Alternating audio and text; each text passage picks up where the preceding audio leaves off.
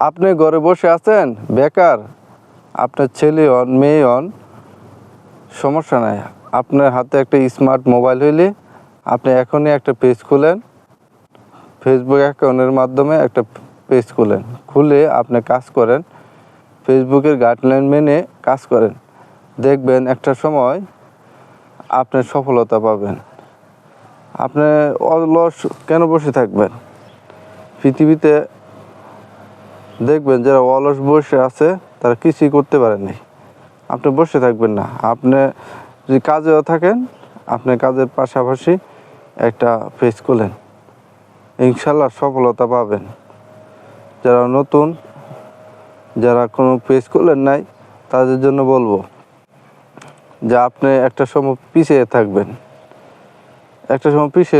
কারণ হচ্ছে এই প্ল্যাটফর্মে দিন যাবে আর মানুষের সংখ্যা বাড়বে, ঠিক আছে?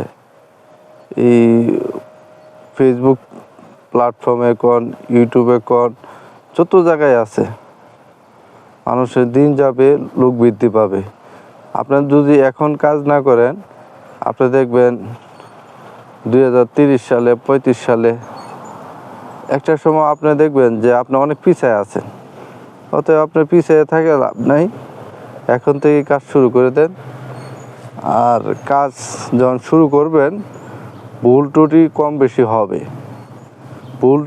বেশি হলে তখন দেখা গেছে আপনার কাজ সময় যদি দিবেন এই প্ল্যাটফর্মে, এই পরিশ্রমে আপনার সঠিক পথে নিয়ে যাব। কোনটার পরে কী করতে হবে সব কিছুই একটা সময় আপনারা দেখবেন সঠিক পথে আপনার নিয়ে যাব। অতএব বসে থাকবেন না, এই প্ল্যাটফর্মে কাজ করতে শুরু করে দেন, কাজ শুরু করে দিলে দেখবেন যে আপনি এটা ভাববেন না যে আমার দ্বারা সম্ভব না, আমি পারবো না, এরকম মন মানসিকতা হবে না, ঠিক আছে? সাহস করে লেগে যান, অলস সময় পার করবেন না। যারা আমাদের দেশে অনেক অলস আছে, বেকার বসে আছে, এই বিভিন্ন খেলায় আড্ডা দিতেছে। খেলাধুলা দরকার আছে, কিন্তু আপনার নির্দিষ্ট পড়াশোনা পাশাপাশি আপনি একটা এই পেজে কাজ করলেন এবং একটা কর্ম করলেন, ঠিক আছে? বেকার ঘোরাফেরা না করে আমি একটা পেজে কাজ করেন বা ইউটিউব নিয়ে কাজ করেন।